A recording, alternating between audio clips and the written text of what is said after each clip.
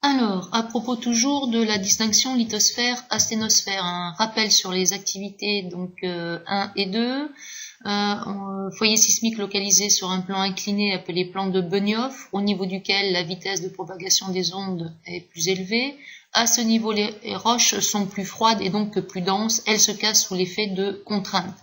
Donc la conclusion qu'on en avait tirée, c'est qu'au niveau du manteau, dans cette zone-là, les roches ne sont donc pas, il n'y a pas une homogénéité en tous les cas en ce qui concerne le manteau.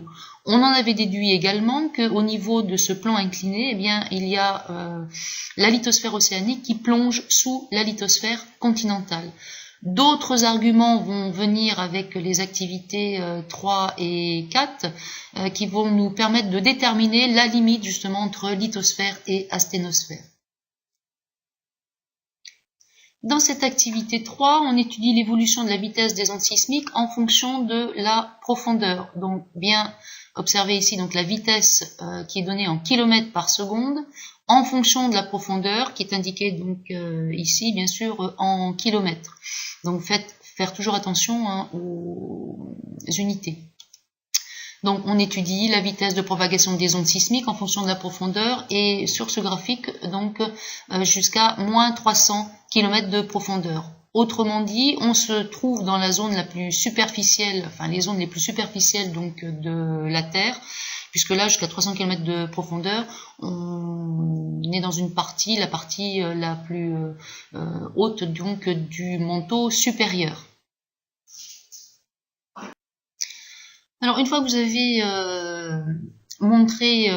expliqué qu'on étudiait donc la vitesse de propagation des ondes sismiques en fonction de la profondeur, on observe sur le graphique effectivement que la vitesse de propagation des ondes sismiques varie avec la profondeur. Par contre, il ne faut pas que vous exploitiez ce document en utilisant la vitesse des ondes S puis en étudiant la vitesse des ondes P sur 300 km de profondeur. Il faut que vous arriviez à faire un découpage en observant les modifications importantes de la vitesse de propagation des ondes.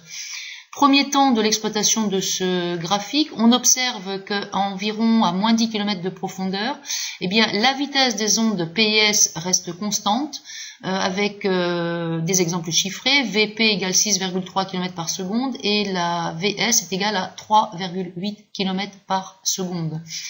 Par contre, à moins 10 km de profondeur, on observe une brusque augmentation des vitesses.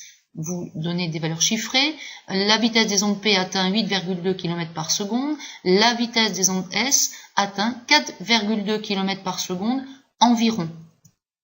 Vous en déduisez donc qu'à 10 km de profondeur, il y a une modification brutale du milieu.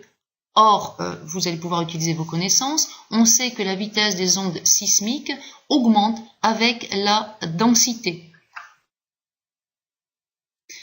On vient donc de voir qu'à moins 10 km de profondeur, il y a une brusque augmentation de la vitesse des ondes P et S, ce qui nous indique qu'à cet endroit-là, il y a une augmentation brutale donc de la densité des roches, ce qui va nous permettre de délimiter donc des enveloppes internes en disant qu'à moins 10 km de profondeur, il existe donc une discontinuité interne qui sépare deux enveloppes internes.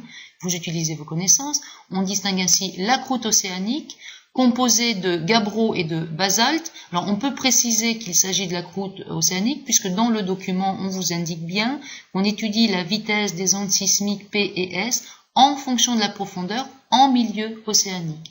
Donc la croûte océanique composée de gabbro et de basalte et cette discontinuité interne sépare la croûte océanique du manteau supérieur qui est composé de péridotite.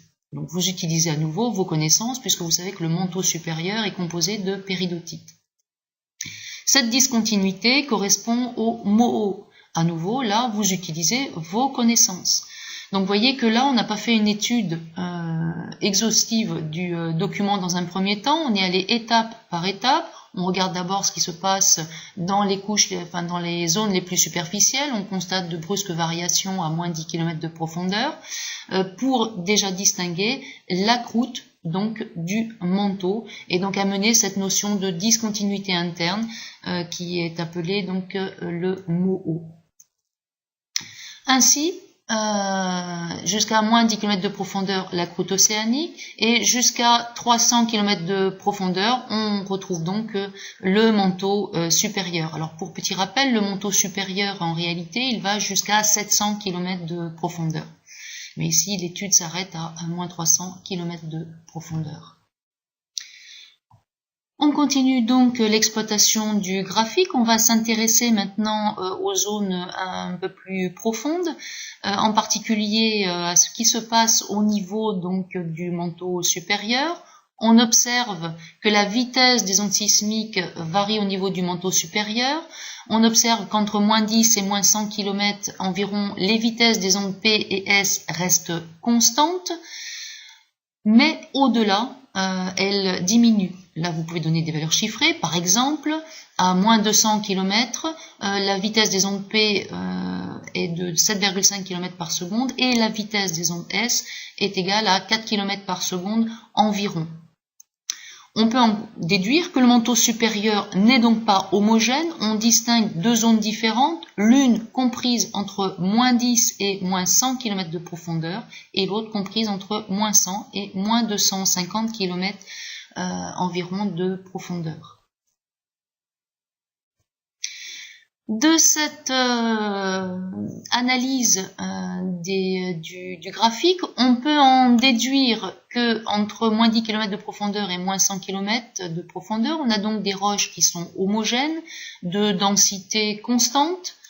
Par contre, entre 100 km et 250 km de profondeur, on peut déduire que les roches à ce moment-là sont de densité plus faible, puisqu'on sait que la vitesse de propagation des ondes dépend de la densité du milieu traversé.